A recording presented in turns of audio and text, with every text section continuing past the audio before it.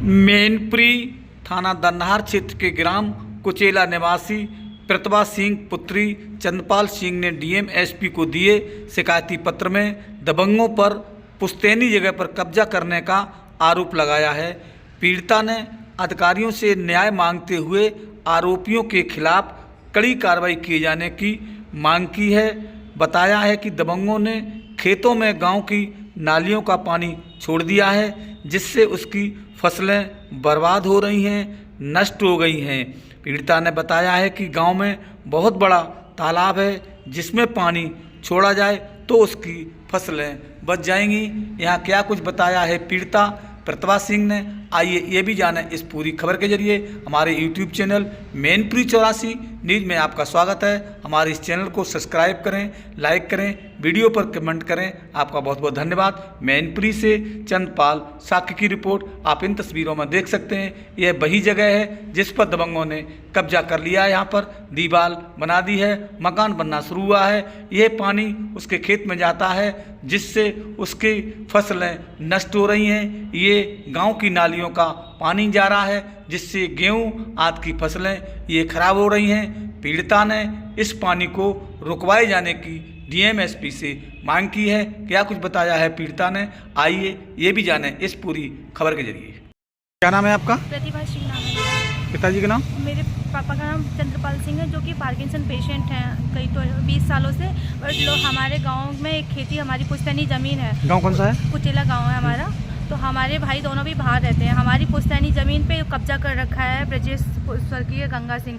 अभी कब्जा होने के बाद में भी जब हमने अपना अपील इसको वकील के द्वारा हमने स्टे ले लिया, तो उसके बाद भी वो लोग क्या कहते हैं जबरन कुछ ना कुछ कहीं किसी को भेजते हैं घर पे, कहीं किसी को बोलते हैं कि ये इसको मैटर को रफा दफा कर दिया जाए और आप कैसे भी जो भी पैसे वगैरह लेना चाहे तो ले लें। और हमारी माँ और मेरे पापा घर पे अकेले रहते हैं। उसके बावजूद भी हमारे पापा ना चल सकते ना फिर सकते हैं। वहाँ पे जब खेतों पे ना ही आने के बाद उन्होंने 1 वीक के अंदर में इन्होंने ये पूरा मतलब स्ट्रक्चर बना के रेडी करके रखा हुआ है। और पहले खेत पे 5 फुट ज़मीन मांग रहे थे, जिसमें कि हमारा इसमें हिस्सा है।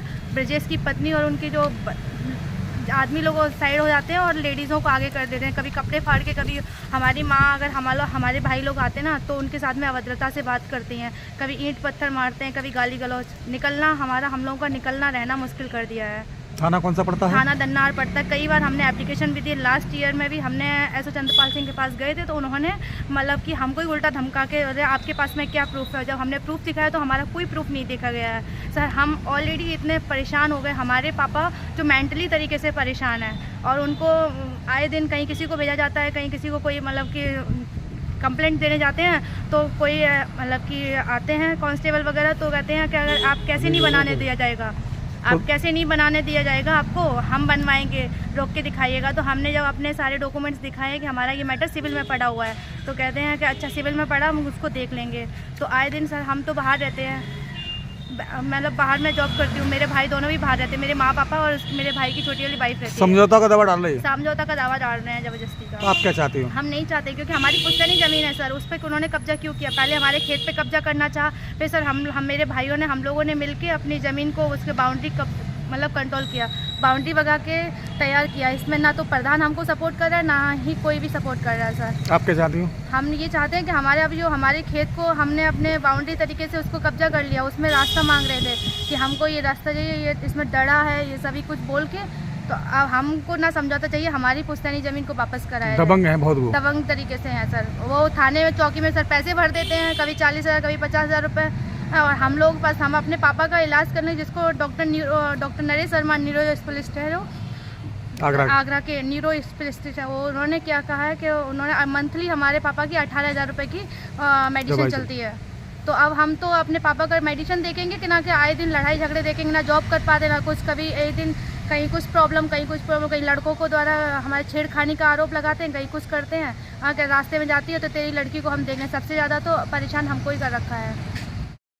हमारा एक मैटर और है, जबकि कम से कम वो 10-15 सालों से चला आ रहा है। लोगों ने हमारे ग्राम जो पूर्व प्रधान थे, उन्होंने मतलब कि उसमें खंदा को खुदवा, रोड थी, रोड को बीच से जेसीबी से खुदवा के उसमें क्या कहते हैं सोख्ता वाली नाली बना दी। अब वो नाली का पानी पूरा हमारे खेत में जा रहा है, जिसको मेरी पूरी फसल नष्ट हो जाती है। कौन लोग हैं? क्या कहते हैं वो तो सर आधे गांव का पानी आता है सर हमारे जब, जबकि हमारे गांव में 100 बीघा का तालाब भी है, जबकि पानी उसमें जाना चाहिए, लेकिन नहीं। जब उधर कहने के लिए हमने एप्लीकेशन दिया है, कई सारे एप्लीकेशन मैंने क्या कहते हैं यहाँ पे एप्लीकेशन लगाने के बावजूद भी हमारा उन्होंने कहा, कोई कहता है जयवीर सिंह के पास जाओ, कहीं कहता कहीं जाओ, जाने के बावजूद भी हमारी कोई भी कार्रवाई नहीं करी जाती है सर। हमने फिर वो ऑनलाइन पोर्टल पे जब ये प्रबल प्रताप मौके पे जाके उन्होंने जांच पड़ताल की, और जांच पड़ताल में पाया गया कि पानी का ढलान हमारे खेतों की तरफ है। जब देखा तो मतलब उसके बावजूद भी उन्होंने कहा काम करा दिया जाएगा, लेकिन सर अभी 3 सालों से कई तरीके आए दिन हम एप्लीकेशन पे एप्लीकेशन दिए जा रहे हैं, बट कोई कार्रवाई नहीं हो रही है सर। हमारे गेहूँ की फसल, हमारे आए दिन कोई ना कोई फसल रहती है तो सर नष्ट होती है, और प्लस हमारे कहीं बोतल, प्लास्टिक, पॉलीथीन वगैरह हमारे खेतों पे ही लोग कूड़ा करकट भी डालते हैं, जबकि रोड पे खेत है सर। किस तरीके से मतलब आए दिन हमको परेशान किया जाता है। हम अपनी खेती से ही अपना परिवार को चला रहे हैं, अपने मतलब पापा की दवाई वगैरह उसी से चल रही है, और अपने बच्चों को पढ़ाना है कि सर आए दिन हमें झगड़े वगैरह देखना है।